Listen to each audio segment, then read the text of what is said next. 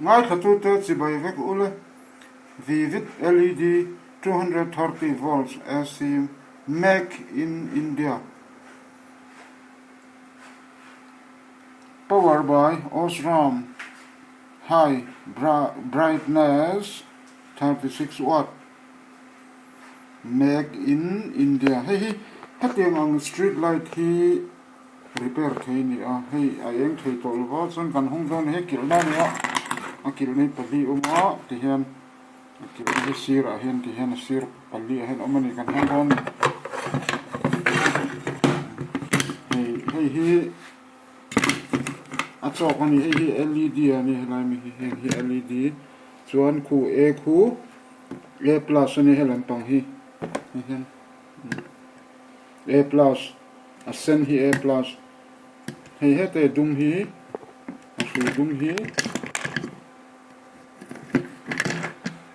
minus an ni dan ang han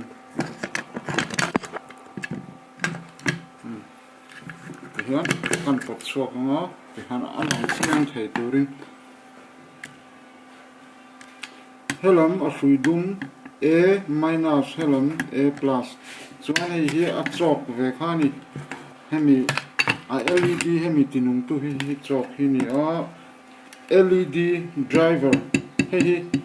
at kang to kan thak don ni hemi a LED driver hi at chok kan ti mai nga hei kilbe ani lo hei ti char be hi ni char ta a han char be popani hemi hi thak zel thia helai LED hi alat chet lo phot chuan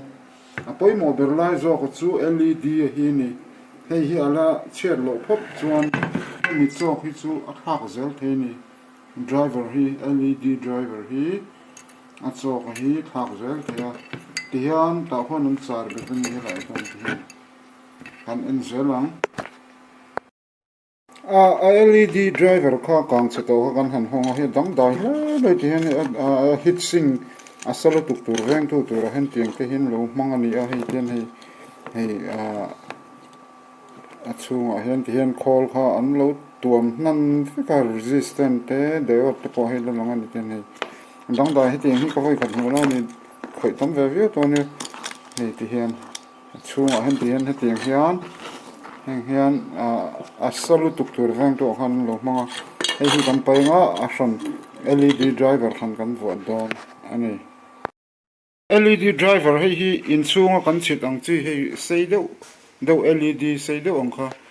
khatiang ho kha hei hi a driver hi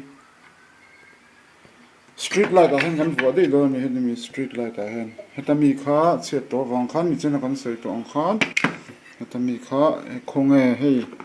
lo kang chevet to awang khan hei hi kan thak nan kan hmang do ni hei hi dang dai ve khop ma he thil hi chuan hei hi kan tiang chin photang a thak na na kan man hnain tiang photanga hei eng tapat mai le eng tapat mai hemi LED driver hei hi ta hin kan vo dei do ni chu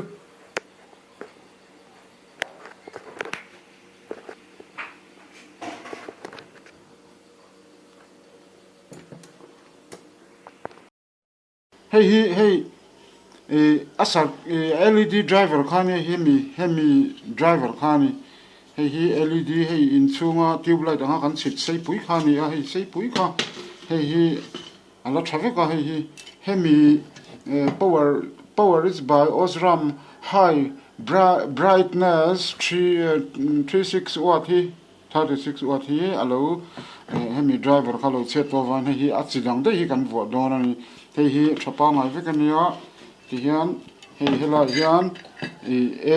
a sen hi A plus adum A minus ani a chiang chuan heta po hian khu ate tham deuh hleka helam a sen hi khu la te khuan V plus V ti omani helama hian minus v ti oma positive negative ti na khani me hi al ling mi lo tur ni tu na hei ka zom lu to heta hian kan start ang aron eng don ani